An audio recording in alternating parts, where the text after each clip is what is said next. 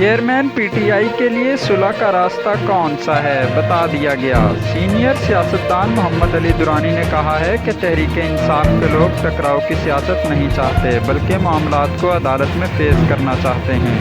محمد علی درانی کا کہنا تھا کہ صلح کا ایک طریقہ ہے کہ کبھی امید نہ چھوڑو، یہ سارے اس ملک کے لیڈر ہیں، انہیں آپس میں مل بیٹھ کر معاملات کو حل کرنا چاہیے۔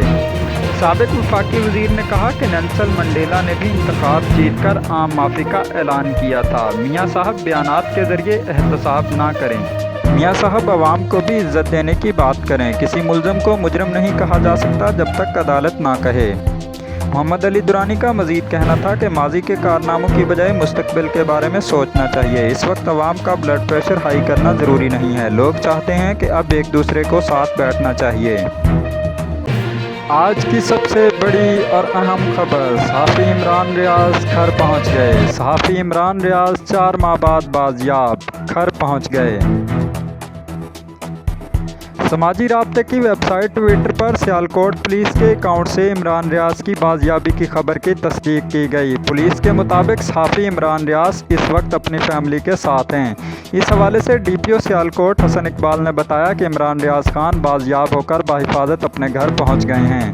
خیال رہے کہ رواں سال فروری میں وفاقی تحقیقاتی ادارے ایف آئی اے کی ٹیم نے عمران ریاض خان کو لاہور سے دبئی جاتے ہوئے گرفتار کیا تھا۔ پاکستانی صحافت کو متنازع بیان دینے پر گرفتار کیا گیا۔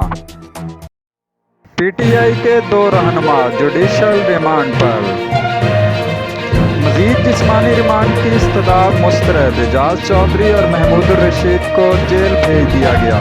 تفتیشی افسر نے محمود الرشید اور اعجاز چودھری کے مزید جسمانی ریمانڈ کی استدعا کی، جسے عدالت نے مسترد کر دیا۔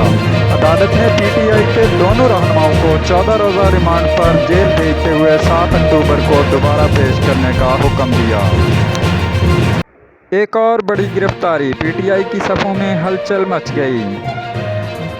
پولیس اور اینٹی کرپشن نے خیبر پختونخوا کے ضلع باجوڑ میں مشترکہ کارروائی کر کے سابق رکن قومی اسمبلی گل ظفر خان کو گرفتار کر لیا۔ پی ٹی آئی عام انتخابات میں حصہ لے گی یا نہیں، علی محمد نے واضح کر دیا۔ مزاحمت یا مفاہمت کی سیاست نہیں، اصولوں پر سیاست کی ہے، علی محمد خان۔ علی محمد خان نے کہا کہ صاف و شفاف الیکشن ہوں تو عوام جسے چاہے گی منتخب کرے گی۔ ملک اس وقت مشکل میں ہے، مسائل کے حل کے لیے مل کر بیٹھنا ہوگا۔ الیکشن کے ایک نقطے پر سب کو مل کر بیٹھنا ہوگا۔ انہوں نے کہا کہ ہماری لڑائی اداروں سے نہیں، مہنگائی اور بے روزگاری سے ہے۔ پاکستان کے مفاد کے لیے پی ٹی آئی سے بات کرنی پڑے گی، جمہوریت اور ملک کے لیے سب سے بڑی جماعت سے بات کرنی پڑے گی۔ نون لیگ کو نہیں پتا کہ اٹھنا ہے یا بیٹھنا ہے، ہم سیاسی جماعت ہیں اور الیکشن کے لیے تیار ہیں۔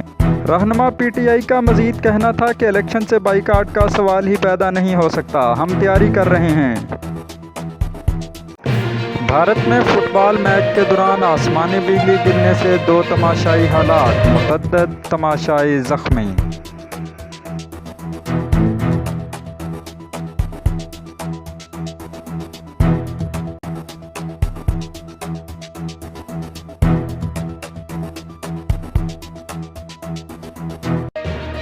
ورلڈ کپ 2023، خطرناک ٹیم کون سی؟ شعیب اختر کا حیران کن انکشاف۔